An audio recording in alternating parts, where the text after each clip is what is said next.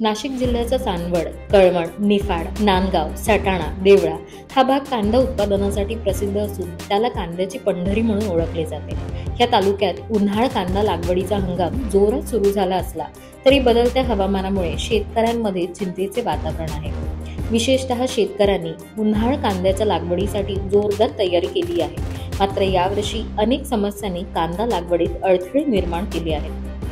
यावर्षी कांद्याच्या रोपांची टंचाई जाणवत आहे. क्षेत्रातील कांद्याच्या बियाणांची मागणी प्रचंड होती.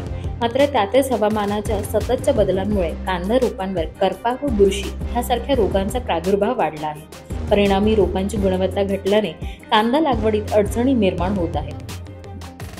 सध्या लागवड सुरू असून हवामानातील अनिश्चितता शेतकऱ्यांसाठी डोकेदुखी ठरत आहे. ढगाळ हवामान, कमी उष्णता आणि वेळोवेळी पडणारा गार वारा ह्या गोष्टींमुळे बुरशीसारख्या रोगांचा प्रादुर्भाव होण्याची दाट शक्यता आहे.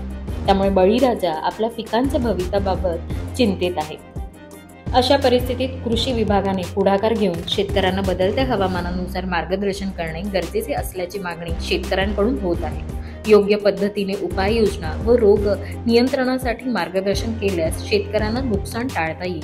शेतकरी वर्गाने सध्या फवारणी, योग्य खतांचा वापर आणि रोगप्रतिकारक उपाययोजनांकडे लक्ष द्यावे असेही कृषी तज्ज्ञ सुचवत आहेत. कांदा लागवड ही आर्थिक दृष्टिकोनातून शेतकऱ्यांसाठी महत्त्वाची असून यावर्षी उत्पादन घटल्यास त्याचा आर्थिक फटका बसण्याची शक्यता आहे. अनेक शेतकऱ्यांनी कर्ज घेतली आहेत. त्यामुळे कांद्याचे चांगले उत्पादन होणे त्यांच्या उपजीविकेसाठी अत्यंत महत्त्वाचे आहे. आपण कांदे लागवड करीत आहात, पण वातावरण बदलल्यामुळे कांद्यावर परिणाम होऊ शकतो का? बुरशी पड, करपा पड, 2-3 दिवस ढगाळ वातावरणामुळं करपा पडू शकत. शासनाकडून काय मार्गदर्शन होणे अपेक्षित आहे? कृषी खात्याकडून औषधा दिले जायला पाहिजे. वातावरणमुळं आमचे शेतकरी नुकसान नको व्हायला पाहिजे. आमची शेती कांद्यावरच अवलंबून आहे.